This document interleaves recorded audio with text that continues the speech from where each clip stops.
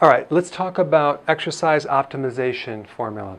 Okay, now I'm going to give you kind of a general guideline and then we'll get more specific.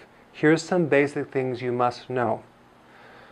All the benefit of exercise, of exercising, stressing your body, spending time, then recovering, is in the recovery. So the benefit of exercise is in the recovery after the exercise.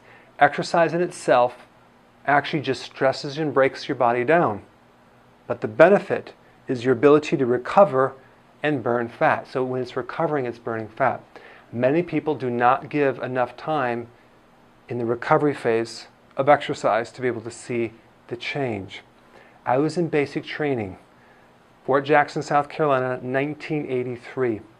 I went in there, top shape, going to state to wrestle, the whole thing. I was in really good shape, a wrestler. By the time I graduated after 3 months, I could barely pass the PT test. Couldn't even do a push-up. Couldn't even run. Why? Because of no recovery. They didn't let me sleep. It was exercise every day. There was no downtime. It destroyed my body. And also stress. So with exercise, you will lose way more weight with the eating part than you will with the exercise. Some people say, well, I'm going to eat what I want. I'm just going to exercise twice as hard. Oh, really? How's that working for you? It's not going to work. So the eating is most important. I have helped a lot of people lose weight by stopping working out. But I'm not against working out. We need to do it, but we have to make sure your sleep is good. If your sleep is good, then you can do more exercise. I'm not saying not exercise. I want you to keep doing exercise, but I want to make sure you recover from it. So here's what happens. If you're sleeping and you're exercising and you're not getting sore and you feel pretty good the next day or every third day, then you can go ahead and keep doing what you're doing. And we'll plug in the other stuff. But I want to give you some other things to think with so it's not so cookbook. If you're working out and you don't feel good after you work out, then you're overtraining. Overtraining is very dangerous to the heart. I have a machine that measures people, and I find people sometimes are at risk for heart attacks and they don't even know it. Okay, so give your body a chance to recover. When you're doing like an hour of kickboxing or Zumba or some hardcore workout, it's much better to do that every third day than every day, or even every other day, especially as you get older, especially with weight loss. Some people I find you have to do it once every week or twice a week. That would be the optimum time because they have to give themselves downtime, and on the downtime they can go for long walks, they can do yoga, they can do stretching, that type of thing. Pilates is great, yoga is great, but for the adrenal body type, we want to kind of err on the smaller amount of exercise, okay? But as soon as you start sleeping, you're feeling better, now we can really pick up the pace and start to just do some crazy hardcore workouts. But there is a little formula I'm going to teach you that will give you the data on where you are at risk for your heart, okay? Like, you want to know if you want to are risk for a heart attack, that you can do this. What you do is you need a stopwatch and you need something to check your pulse rate. You can have a pulse rate meter that they'll check. They can put it on your finger and check your pulse rate, or you just take your 2 fingers and press on the artery and feel your pulse rate, or your artery right here and feel the pulse rate, and you can count it. I like to count it for 15 seconds. And then multiply it times 4 to get the total minute of number of pulse beats. A normal pulse beat for each minute should be like 72, okay? If it's lower, that could be very good. Unless you don't work out, then it could be very bad. But we want it kind of lower than that. We want it like 60, maybe even 50, especially for athletes. So we get the resting pulse rate before you exercise.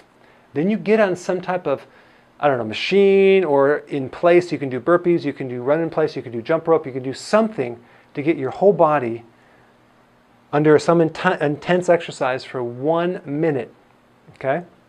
So we got write down the resting pulse rate. We do this incredible workout, we spike the pulse rate, and then we measure our pulse rate again, okay, when we spike it. Let's pretend it goes to 150 after a 1 minute workout.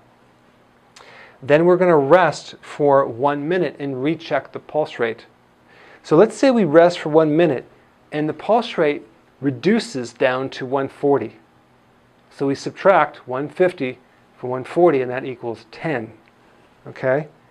If we measure 12 or pulse beats or less, In other words, if you spike your pulse rate and it only comes down 12 or less than that, you are at risk for heart attacks. You should not be exercising right now. You can do some slight walking on a flat surface, but your heart cannot handle that because it's not recovering. Very dangerous. But if your pulse rate comes down fast, let's say it goes down by 50 points, you are in good shape. You can handle a workout. So really, this indicator of how fast your pulse rate recovers after the first minute is a real good clue to see how healthy you really are. Okay, it's one of the best indicators of health, especially for the heart. What we want is a fast recovery. Like, of course, when you're 18, you can recover fast. But then what you do is you keep checking your pulse rate every minute and see how long it takes for it to come all the way down to the resting pulse rate. Okay? Let's say it takes 5 minutes to go down. Then if you were going to do interval training, which is a type of high intensity rest, you would do it for 1 minute of exercise and you would wait for 5 minutes of rest. That would be your pattern. So we exercise for 1 minute of intensity and we rest for 5 minutes. We exercise 1 minute, rest for 5 minutes, and we do like 3 cycles of that to start out with. Because the ratios of interval training, of a short burst of exercise and lots of rest, this is a way to figure it out. What we don't want to do is do 1 minute on and 1 minute off. 1 minute on, 1 minute off. No. That's not enough time to recover, because when you spike your pulse rate and then we wait for it to come back and then we do it again and do it again, we're not strengthening our recovery systems. You're just overdoing it. You're putting your body in overwhelm.